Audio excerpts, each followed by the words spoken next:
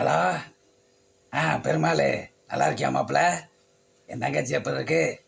மாப்பிள்ளையெல்லாம் எப்படி இருக்காங்க? நல்லா இருக்காங்களா? அதான் உன்ட்ட ஒரு விஷயம் சொல்லணும்னு நினச்சேன். நம்ம சேது இருக்காப்பிள்ளையில.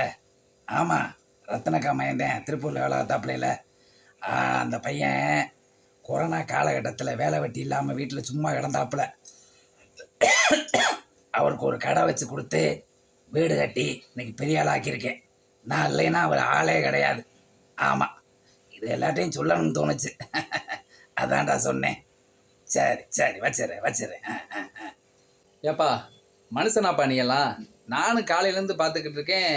ஒரு 7-8 பேர்கிட்ட ஃபோன் பண்ணி நான் அவங்களுக்கு அந்த உதவி செஞ்சேன், இந்த உதவி செஞ்சேன், நான் இல்லைன்னா அவங்க இல்லை, நான் தான் அவங்கள வாழ வச்சேன், அப்படி இப்படின்னு பேசிக்கிட்டு இருக்க.